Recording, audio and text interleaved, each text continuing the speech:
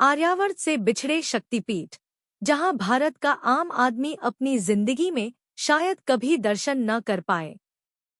क्या आपने कभी सोचा है कि मां शक्ति के कुछ ऐसे धाम भी हैं जिनके दर्शन भारत का आम भक्त शायद कभी नहीं कर पाएगा?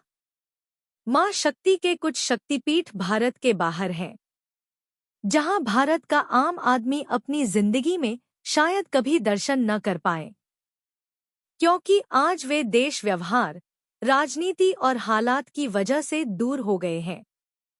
क्या ये मंदिर कभी हमारे ही थे और आज हम उनसे इतने दूर क्यों हैं? आज की कहानी है आर्यावर्त से बिछड़े शक्तिपीठों की। जब शक्तिपीठ बने तब न भारत था, न पाकिस्तान, न बांग्लादेश। उस समय यह भूमि आर्यावर्त कहलाती थी। हिमालय से समुद्र तक फैली एक अखंड सनातन भूमि, जहां कोई बॉर्डर नहीं थे, केवल श्रद्धा थी। आज जो भारत के बाहर हैं, आज कुछ शक्तिपीठ हमारे देश के बाहर हैं, और यही सबसे बड़ा दर्द है। पाकिस्तान आज जाना लगभग असंभव।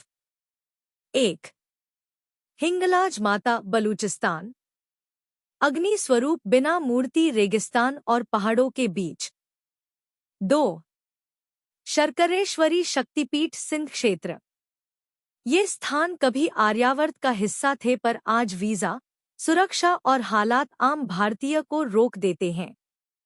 बांग्लादेश आस्था है, रास्ता कठिन। 3, सुगंधा शक्तिपीठ। 4, यशोरेश्वरी शक्तिपीठ। 5, चट्टल शक्तिपीठ। ये सभी 1947 से पहले इसी सनातन भूमि का भाग थे। आज भी वहां शक्ति है, पर आम भारतीय शायद जीवन में एक बार भी न पहुंच पाए। क्यों नहीं जा पाते? क्योंकि सीमाएं बन गई, राजनीति आ गई, देशों का व्यवहार बदल गया। यह माता की दूरी नहीं, यह आस्था की कमी नहीं, यह मनुष्य द्वारा बनाई गई दीवारें हैं। मां शक्ति कभी किसी देश की नहीं रही। मां शक्ति केवल भक्त के हृदय में वास करती है। यह बात सत्य है, पर प्रश्न यह है कि नई पीढ़ी के हृदय में वह श्रद्धा आएगी कहां से, जब वह न उस भूमि को देख पाएगी, न उस इतिहास को छू पाएगी, न उन धामों के दर्शन कर पाएगी। श्रद्धा केवल शब्दों से नहीं आती, उसे इतिहास जानना, देखना और महसूस करना भी आवश्यक होता है। और आज यह भारत के आम आदमी के लिए संभव नहीं रह गया है। आज भी हिंगुला की अग्नि जल रही है, यशोरेश्वरी में शक्ति जागृत है, चट्टल में मां विराजमान है, पर हम वहां नहीं जा पाते। यह हमारी आस्था की कमी नहीं है, यह हमारी मजबूरी है। मां दूर नहीं हुई है, पर रास्ते दूर कर दिए गए हैं।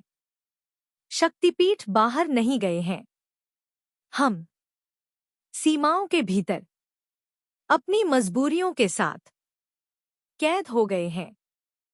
श्रद्धा आज भी जीवित है, पर उसे देखने और जीने का अवसर नई पीढ़ी से छिनता जा रहा है। इतिहास से कटती पीढ़ी श्रद्धा को केवल सुन पाएगी, देख नहीं पाएगी। जय मां शक्ति, जय सनातन।